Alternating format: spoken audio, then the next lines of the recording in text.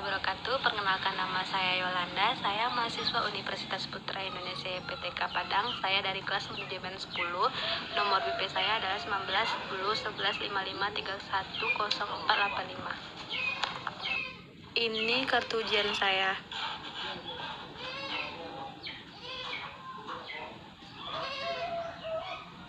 Di video kali ini saya akan menjelaskan hasil dari ujian algoritma. Soal pertama, pengertian algoritma. Pengertian algoritma yaitu prosedur langkah demi langkah untuk perhitungan. Algoritma digunakan untuk perhitungan, pemrosesan data, dan penalaran otomatis. Contoh dalam kehidupan sehari-hari yaitu mengirim surat ke kantor pos. Pertama kali kita memulai, habis itu setelah itu kita mempersiapkan kertas atau kartu ucapan. Setelah itu mempersiapkan amplopnya dan siapkan alat tulis. Mulai menulis ucapan, memasukkan kertas ke dalam amplop, lem amplop, tulis alamat tujuan, tempel perangko, lem perangko, pergi kantor pos, poskan surat tersebut, dan selesai. Contoh yang kedua, pada saat akan tidur, kita memulai membersihkan diri, seperti mandi, cuci muka, kaki, dan tangan, ganti baju, tidur, pergi ke kamar, naik ke tempat tidur, membaca doa, dan tidur.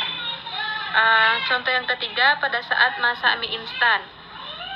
Pertama kita memulai masukkan air di panci, masukkan mie, masukkan bumbu-bumbunya, meletakkan di atas mangkuk, dan hidangkan. Soal nomor 2 yaitu struktur coding.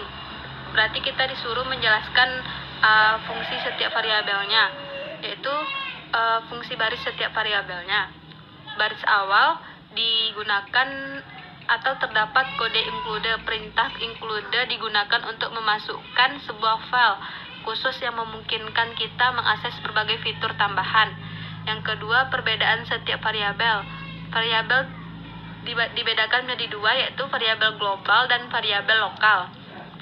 Variabel global yaitu variabel yang dapat digunakan atau dikenali di seluruh program, sedangkan variabel lokal adalah dikenali oleh sebuah fungsi atau prosedur saja, yang hanya dikenali pada fungsi atau prosedur tempat tersebut dideklarasikan. Bagian pada coding mana yang input, mana yang proses, dan mana yang output dijelaskan dalam bentuk program Pascal. Baiklah, saya akan memperlihatkan yaitu program Pascal. Ini yaitu program Pascalnya. Saya di sini akan menentukan mana yang input, proses, dan output. Input terletak dari bawah bikin sampai cat atau tidak pajak. Kalau output dari bawah LC sampai dengan pajak titik 2 sama dengan PH kurang 0,20 titik koma. Dan sedangkan proses output dimulai dari PB titik 2 tersebut sampai dengan N. Itulah bagian coding mana yang input, proses, dan outputnya. Soal nomor 3, sebutkan 3 bentuk perulangan dan jelaskan perbedaan antara ketiganya. Perulangan pertama yaitu for do, artinya perulangan tanpa kondisi. Yang kedua while, pengulangan dengan kondisi. Yang ketiga do while, yaitu pengulangan dengan kondisi juga. Perbedaannya adalah terletak pada format penulisan serta fungsinya.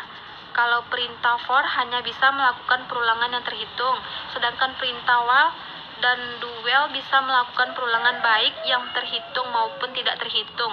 Baiklah, sekian penerangan hasil jawaban ujian akhir semester saya.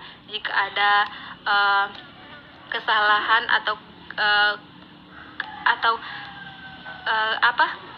Jika ada kesalahan atau kesalahan dalam perulangan kata, saya mohon maaf, dan saya harap Ibu sebagai dosen pembimbing saya menerima hasil penjelasan saya. Terima kasih. Assalamualaikum warahmatullahi wabarakatuh.